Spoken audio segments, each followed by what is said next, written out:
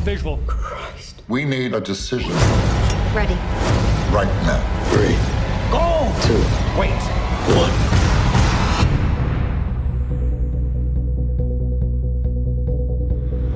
Hi everyone, Vegas Film Critic here, Jeffrey K. Howard, here to review Eye in the Sky, the new political thriller from director Gavin Hood.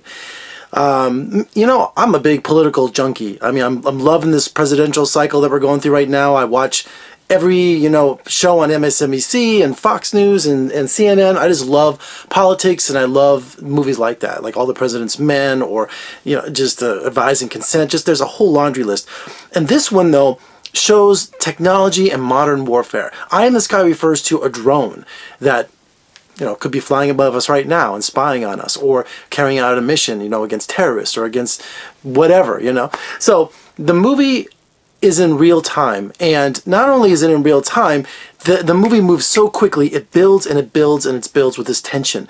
Helen Mirren is a military commander who's found some terrorists in Nairobi, Kenya, in Africa, and they have this intelligence that says they're going to be in this specific house at this specific time. So not only do we get to see the drones in the sky, but also how the operatives are working down on the ground. And we're not talking like Jason Bourne or James Bond kind of stuff. This is like real practical investigative kind of CIA kind of stuff. And so they have incredible devices that can spy, like little bugs and stuff that can fly, and they control almost like a drone, a mini drone by itself, to record information. So they get this information that these terrorists are going to be in this safe house, and they're trying to figure out what they're up to. And there's one American, there's one British citizen, and the rest, I think, they're of Arab descent. So as the movie unfolds, it happens in multiple places. So as all this technology is happening and they're watching what the drone is doing, it is not only in the command base in Kenya, it is not only the Americans are involved in Hawaii, there's also a military base right here, Nellis Air Force Base in Las Vegas, where the actual drone pilot is controlling it. So Helen Mirren has to make all these decisions, and she has a legal advisor there. She's also connected to a general played by Alan Rickman in his last role. And you have all these different people as they trying to figure out how to handle this mission. And in the beginning, it's a capture mission. They want to capture these most wanted criminals that are in this safe house, their house. And what happens, it quickly turns into a kill mission. What's the plan, Catherine? We need to put a hellfire through that roof right now. Told you they came to witness a capture, not a kill. Give me a capture option. We no longer have a capture option. Any action On the ground will lead to an armed confrontation, which we will not be able to contain. They're watching. This is what's so fascinating about this movie. You think that if they find something that's like a terrorist, or they have an enemy, they just go ahead and get the permission, bomb them, in terms of military interest and national security.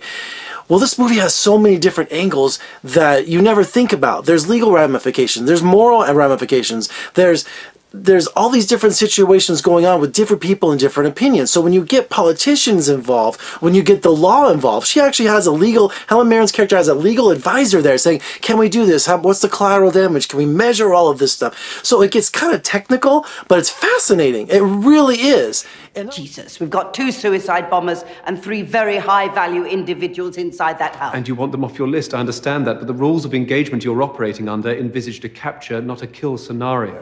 And not only that, the legality of it, they're going to be bombing in a friendly country. If it's a foreign country where we're enemies, yeah, no problem. Zip, boom, bah, If it's a friendly country, but then also it's like, you're going to kill our citizens, but then if we don't do anything, you're going to let these terrorists go and bomb a shopping mall, and we could have stopped it. So there's all these people going back and forth and arguing in real time as you're watching the video going on, as the terrorists are meeting, as they're just like, and you're just like, you depends on where you're going to come down on. What side are you going to be on?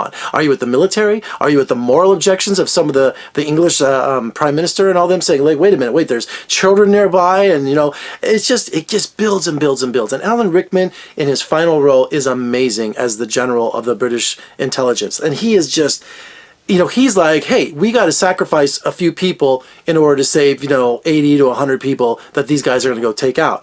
But they just all want to cover themselves too. That's what's hysterical about this movie. Not the military, but all the politicians and some other people. They're like, get permission from someone above me, and we're talking like minutes count. Ma'am, she's selling bread. Jesus. Those men are about to disperse. Engage now. Ma'am, I understand we have clearance. I will fire if I see the HVIs moving or when this girl is out of the frag radius, but I want to give her a chance to get out of the way. Lieutenant, You have clearance. There is a lot more at stake than you see here in this image. Ma'am, I need you to run the collateral damage estimate again with this girl up The front. situation has not changed, Lieutenant. You are cleared to engage. So the movie not only shows, all these different angles on combat and the rules of engagement and talks about moral issues, but the technology is fascinating. So there's no science fiction here, folks. When you watch this movie, all of this is happening. So I highly recommend it. It is really good. And I had a lot of buzz on this movie, and it's just phenomenal. And Alan Rickman, God rest his soul, his final performance is a winner. All right, for more reviews and interviews, surf on over to my website at vegasfilmcritic.com. And if you like what you see, please subscribe, thumbs up, comment below. I'm Jeffrey K. Howard. Thanks for watching.